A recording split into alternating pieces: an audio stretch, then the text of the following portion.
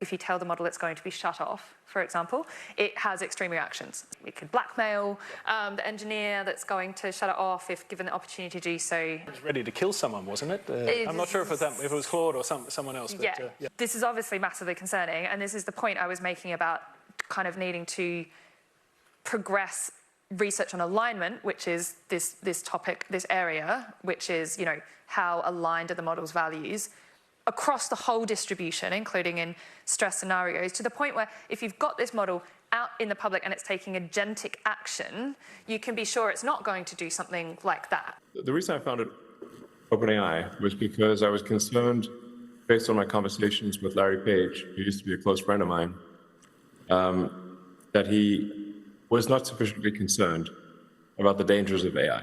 At my birthday party, he, in front of a large group of people, called me a speciesist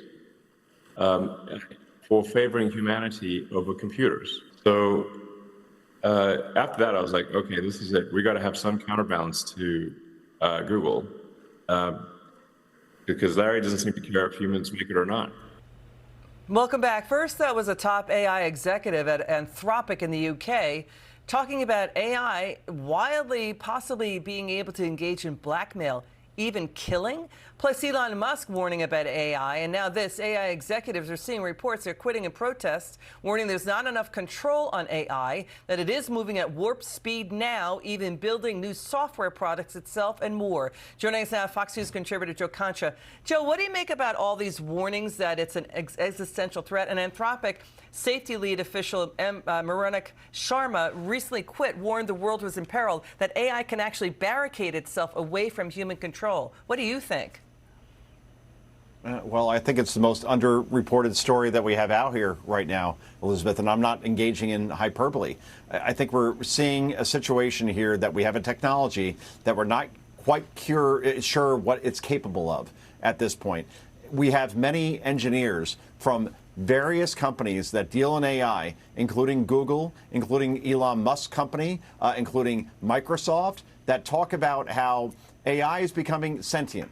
What does sentient mean? That means that it has this ability to think beyond the control of humans and think that it actually is human, and therefore, if it feels that it's being held back or feels like it's being imprisoned, for lack of a better term, then therefore it could take over the people that are very controlling it. So that's the thing. And there are billions upon billions of dollars, Elizabeth, that can be made from AI companies at this point. NVIDIA, Microsoft, Apple, Palantir, you name it. I could go through about 100 companies if we had the time.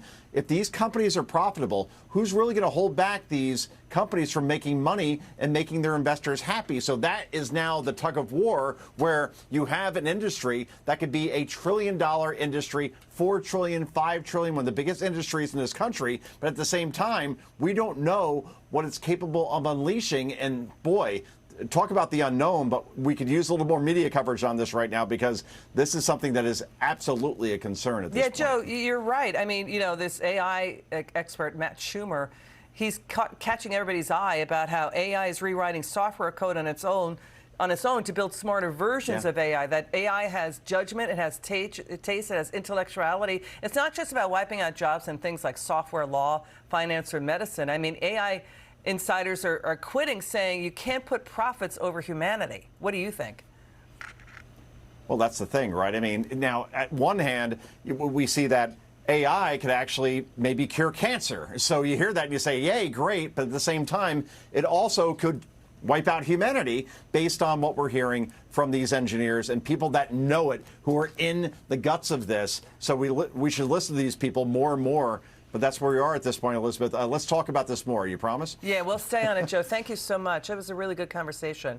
Joe Concha always brings it. It's good to see you, my friend. Come back soon. Now listen to this. The unprecedented rise of foreign donations to nonprofits should be a concern to every American. Foreign actors who are quietly driving radical changes right here in America. Okay, the State Department reportedly now revealing China's Communist Party is helping fund so-called grassroots liberal activist organizations like Code Pink. GOP strategist Aaron McGuire is going to help us break it down. Excited to talk to Aaron coming up next.